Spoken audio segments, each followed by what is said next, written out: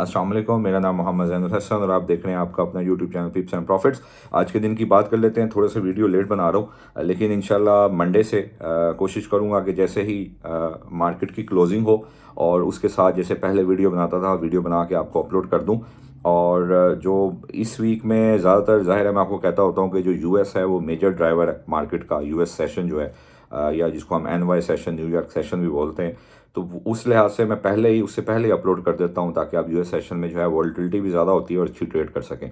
खैर, कल मैंने आपको जो है वो बीटीसी का एक जो है वो थोड़ी सी इन्फॉर्मेशन थी, इन्फॉर्मेशन बेस्ड एक आर्टिकल था, या जो इसको ऐसे कह लें कि कुछ कलेक्शन ऑफ वर्ड्स थे जो मैंने आपके साथ शेयर किए थे, और उसमें मैंने बताया था कि भाई बीटीसी में जो है वो स्पाइक क्यों आया। देखें भाई, स्पाइक की रीज़न पाउल एटकिंस है, और farmer commissioner of securities and exchange commission. किसी भी कंट्री के अंदर उनकी सिक्योरिटीज़ एंड एक्सचेंज कमीशन होती हैं, जो उनकी जो फाइनेंशियल जो सिस्टम होता है किसी भी कंट्री के अंदर, जो ट्रांजैक्शन सिस्टम होता है, फाइनेंशियल मैनेजमेंट सर्विसेज होती हैं, या किसी भी तरह का कोई फ्रॉड ना हो जाए, किसी भी तरह की कोई पॉन्जी स्कीम ना आ जाए, किसी भी तरह का लोगों को जो है वो हर्डल्स ना देखने पड़े बैंकिंग सिस्टम में, फाइनेंशियल मैनेजमेंट सिस्टम्स में, तो उसके लिए जो है वो सिक्योरिटीज़ एंड एक्सचेंज कमीशंस होती हैं, जो आपकी जो फाइनेंशियल सिस्टम है, या जो फाइनेंशियल एंड ट्रांजैक्शन सिस्टम है या मैनेजमेंट सिस्टम है, उसको बेहतर बनाते हैं।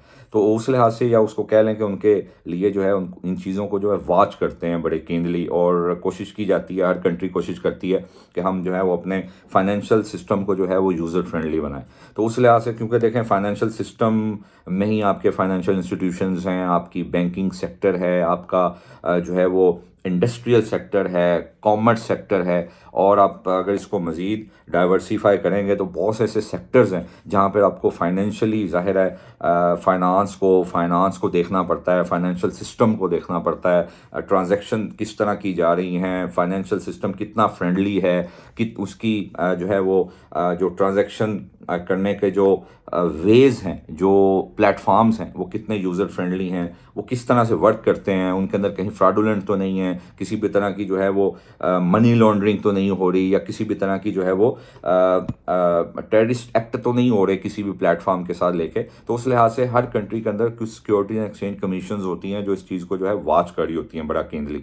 तो ज़ाहिर है ये यूएसए के जो है वो फॉर्मर कमिश्नर हैं, और इनके बारे में बात करूं तो इनकी प्रीवियसली बात की जाए तो भाई ये बहुत बड़े एडवोकेट हैं, समझ लें, कि जो बार बार ये बात करते रहे पास्ट में कि हमें जो है वो क्रिप्टो को जो है यूज़र फ्रेंडली बनाना चाहिए, उसके लिए कुछ खास ऐसी रेगुलेशंस सेट करनी चाहिए। क्योंकि देखें, कैमला हैरिस का जो दौर था उसमें ये जो बाइडन का दौर था उसमें गैरी जेंसलर थे।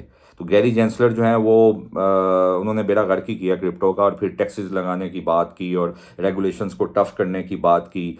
फिर ईटीएफ को के ऊपर जो है वो अलग अलग तरह की जो है वो सेट ऑफ रूल्स सेट किए, जिसकी वजह से जो है वो क्रिप्टो कुछ यूज़र फ्रेंडली नहीं थी। तो ट्रम्प साहब जब आए, तो मैं आपको अभी भी कहता हूँ, ये जो बीटीसी में पंप है ये ट्रम्प पंप है, ठीक है। तो ये ट्रम्प साहब की वजह से जो है ये बड़े अरसे से जो है वो पंप जो है वो आपको नज़र आ रहा है। तो उस लिहाज से बात करें तो भाई जिसकी वजह से जब एटकिंस की बात हुई, तो एक जो है वो एक फर्म भी चला रहे हैं, उसका नाम है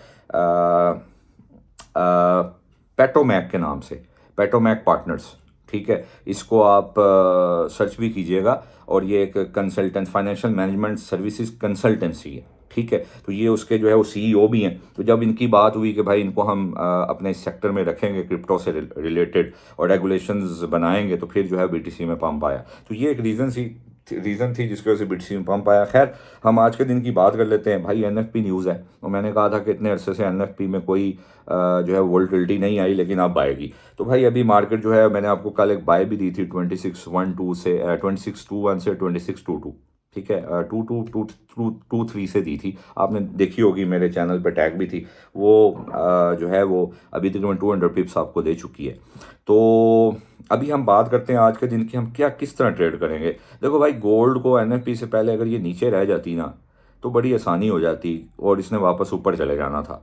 ये एनएफपी से पहले नीचे गई और ये फिर ऊपर आ गई। कल बहुत सेलिंग लगी, लेकिन वॉल्यूम नहीं था, ठीक है। और ये एनएफपी से पहले जो है वो ये नीचे आ गया। देखें हेड एंड शोल्डर पैटर्न मैंने आपको इतने दिनों से बताया हुआ था, और मैंने आपको कल कहा था कि भाई 56 के ऊपर 4 आवर क्लोज हो तो भाई फिर बाइंग में रहना, वरना सेलिंग में ही रहोगे। ठीक है, वो 56 के ऊपर क्लोजिंग नहीं आ सकी, इसका मतलब हमें सेलिंग में आना था। और मार्केट का एक बड़ा एक सिंपल सा रूल है, जहां से मार्केट रिस्पेक्ट दे रही है रेजिस्टेंस पे सेल करो, जहां पे स्पॉट पे रिस्पेक्ट दे रही है वहां से बाय करो। ठीक है। और मैंने आपको कहा था कि इसकी नेक लाइन का ब्रेक होना बड़ा जरूरी है, वो है 2621, जो कि ब्रेक हुई है। और ब्रेक होने के बाद जो क्लोजिंग है अभी वो भी 17 के नीचे आई है, और 4 आवर की भी 1 आवर की भी, जो कि अच्छा साइन है सेलर के लिए। और सेलर जो है वो कल से बड़े कंट्रोल में है, लेकिन कुछ चीज़ें जो है वो डिस्कस कर लेता हूँ जो कि थोड़ा सा मार्केट में जो है वो गड़बड़ पैदा कर रही हैं। वो क्या है कि भाई जो ऑयल जो सिल्वर है वो बुलिश है, और गोल्ड उसके पीछे पीछे भागता है, लेकिन गोल्ड अभी तो फिलहाल सेलिंग दिखा रहा है।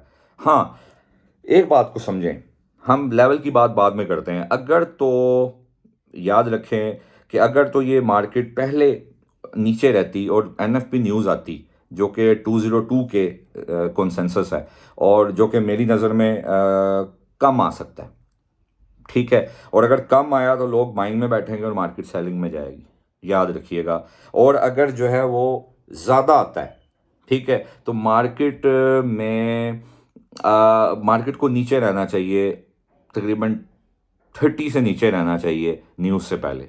अगर ज़्यादा आ भी जाती है तो मार्केट के ऊपर हम क्या देखेंगे कि भाई मार्केट नीचे की वीक लगाए और फिर मार्केट बहुत ज़्यादा ऊपर जाएगी। लेकिन अगर ज़्यादा आ जाती है और मार्केट डायरेक्टली नीचे चली जाती है, ठीक है, तो फिर मार्केट ने वापस ऊपर ही निकल जाना है, मैं आपको बता दूं। ठीक है, इस बात को समझ लें कि जो एनएफपी न्यूज़ है ये थोड़ी सी घबराहट वाली बात है कि अगर आज ये नीचे गई है तो इसको ऊपर नहीं आना चाहिए था। हाँ, एनएफपी न्यूज़ आती और लो साइड पे आती तो मार्केट फिर ऊपर ही निकल जाती। ठीक है। और इवन कि अगर हाई साइड पे भी आती तो मार्केट पहले ही इम्पैक्ट ले चुकी थी इस सेलिंग का। ठीक है, और मार्केट ऊपर ही जाना था, लेकिन अब मार्केट पहले ही ऊपर आ गई एनएफपी से पहले। तो अब हमें न्यूज़ टाइम ये देखना पड़ेगा कि अगर तो मार्केट में हाई साइड पे आती है, ठीक है, तो फिर तो बात बनती ये है कि इसको हमें सेलिंग में देखना पड़ेगा। लेकिन फिर वही बात है कि अगर डायरेक्टली हाई साइड पे आती है और मार्केट नीचे चली जाती है तो विदाउट ऊपर की वीक लगाए, ये बात को समझ लो, तो फिर मार्केट ने वापस ही जाना ऊपर। ये मैं आपको अक्सर बताता होता हूँ। और अगर ये जो है वो हाई साइड लो साइड पे आती है तो मार्केट को नीचे की वीक लगानी चाहिए, फिर ऊपर जाना चाहिए, वरना अगर ये ऊपर गई तो ये नीचे आ जाएगी।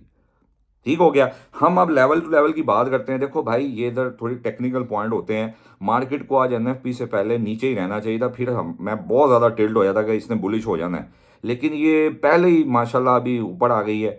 और ये घबराहट है कि इसको जो है वो ऊपर नहीं आना चाहिए था एनएफपी से पहले, क्योंकि अगर ये लो साइड ये हाई साइड आ भी जाती है एनएफपी तो ये पहले ही ऑब्जर्व कर गई है जो इम्पैक्ट था एनएफपी का। ठीक है। खैर, हम अब इसको कैसे ट्रेड करेंगे, देखें, जब भी मैं आपको अक्सर कहता हूँ वीक कैसे लगती है। आपकी मार्केट खड़ी है मान लो 2625 पे, आपकी न्यूज़ आई और आप आंख झपकते खोली है आपने तो पता चला जी 100-150 पॉइंट मार्केट नीचे लगा ही है। ठीक है, यानी कि आपकी 2625 में मार्केट खड़ी है और वो चली जाती है 2615 पे विद इन सेकेंड। तो इस बात का मतलब है कि ये वीक है। ठीक है, और वीक लगाई है मार्केट ने और मार्केट ऊपर आ जाएगी।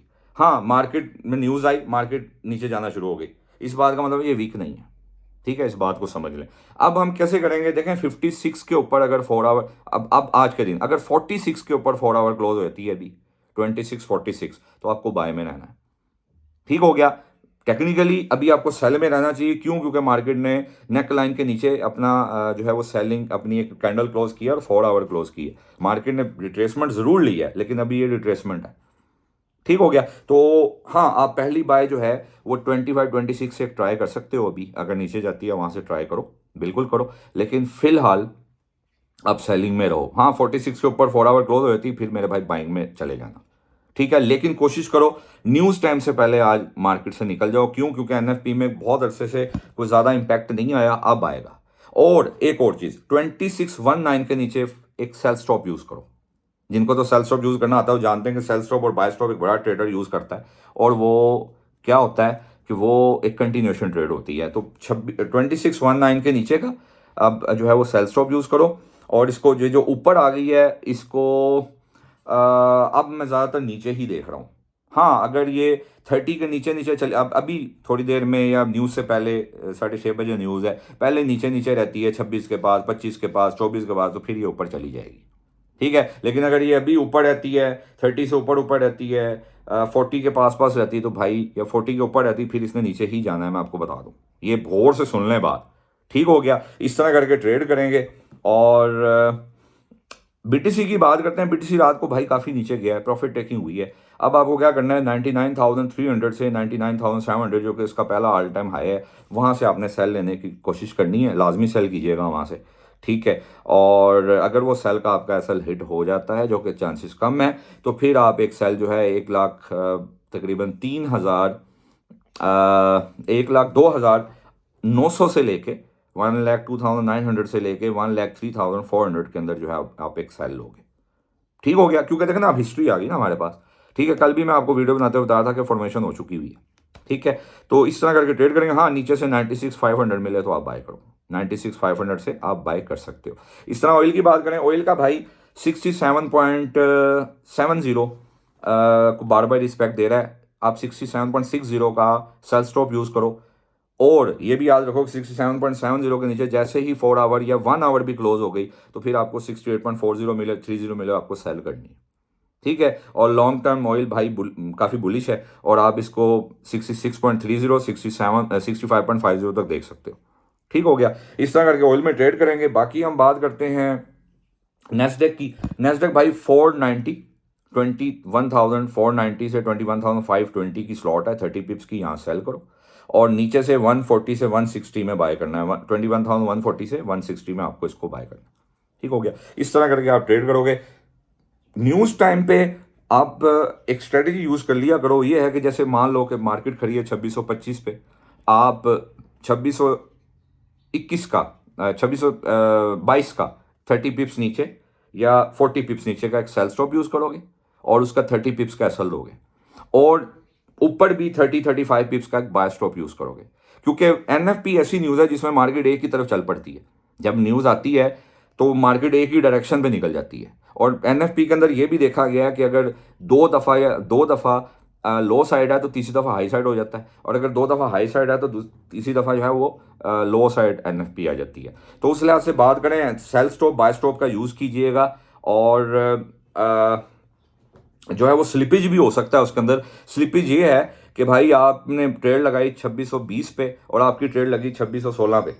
ठीक है, और अक्सर ब्रोकर ऐसा करते हैं, लेकिन मसला ये है कि अगर आपने 2620 पे बाय की है, फॉर एग्जांपल मान लो कि आपने 2620 पे बाय की है, ठीक है, तो आपको वहां पर 2620 पे सेलर भी चाहिए। जाहिर है, आपने अगर बाय करना है तो कोई आपको सेल करेगा तो बाय करोगे ना। ठीक है, तो आपको 2620 पे एक सेलर चाहिए, लेकिन अगर वहां पे आपको सेलर नहीं मिला, तो आपको सेलर कहाँ मिला, आपको जाके 2617 पे। इसका मतलब है कि आपकी बाय जो है वो 2617 पे एक्टिव हुई, जबकि आपने 20 पे लिमिट लगाई थी या 20 पे आप लगाना चाह रहे थे, तो आपको वहां पे सेलर भी चाहिए था। ठीक है, या मान लो कि वहां पे 1 लाख बायर्स बैठे हुए हैं, तो वहां पर 1 लाख सेलर भी चाहिए थे। ठीक है, अब आप थे 1 लाख 1 नंबर, 1 लाख 1 पे, तो आपको वहां जो 1 लाख वाले थे उनको तो सेलर मिल गया, बाय एक्टिव हो गई, लेकिन आपको सेलर कहाँ मिला, आपको मिला 2617 पे। तो इस बात को समझो, इसे स्लिपेज कहते हैं। उम्मीद करता हूं आपको इसकी समझ आ गई हो। ठीक हो गया, तो इस तरह करके ट्रेड करेंगे। बाकी इंशाल्लाह ताला कल के दिन में अब मंडे को मिलेंगे इंट्राडे वीडियो में, और उस पर जो है इंशाल्लाह ताला हम बात करेंगे, गपशप लगाएंगे। उम्मीद करता हूँ काफ़ी चीज़ें आपको इन्फॉर्मेटिव मिली होंगी। सेल स्टॉप बाय स्टॉप फिर बता देता हूँ। अगर मार्केट मान लो न्यूज़ से पहले 2625 पे खड़ी है फॉर एग्जांपल, तो आपको 2622 पे या 2621 पे एक सेल स्टॉप यूज़ करना है, 35 पिप्स का उसका एसएल लगाना है। इसी तरह 2628 या 29 पे आपने बाय स्टॉप यूज़ करना है, उसका भी 35 पिप्स का एसएल लगाना। ठीक हो गया, मेरी बात को समझिए। ठीक हो गया, तो ये एनएफपी न्यूज़ क्योंकि ऐसी है जिसमें अगर फॉर एग्जांपल मार्केट में न्यूज़ आती है, मार्केट डायरेक्टली नीचे ले जाती है, आपका सेल स्टॉप एक्टिव हो जाएगा आपको फौरन। अच्छा, फिर इसमें ये भी है कि 100-150 पिप्स ये इजीली दे जाती है एनएफपी न्यूज़, तो आपको फौरन बुक भी करना है, ये नहीं कि बैठे रहो। ठीक है, अगर मान लो कि नीचे की वीक भी लगाती है मार्केट 100 पिप्स की या 150 पिप्स की, तब भी आपको उसको बुक करना है। ठीक है, और अपना ऊपर बाय स्टॉप जो है उसको रिमूव कर देना है। और अगर मार्केट ऊपर की तरफ चली जाती है विक लगा के, तो आपने अपने बाय स्टॉप जो एक्टिव हुआ है उसको बुक करना है और नीचे का सेल स्टॉप खत्म कर देना है। ठीक हो गया। इस तरह करके आप ट्रेड कर सकते हैं। बाकी इंशाल्लाह ताला कल की वीडियो में मिलते हैं। अपना ख्याल रखिएगा। अस्सलाम वालेकुम वरहमतुल्लाह।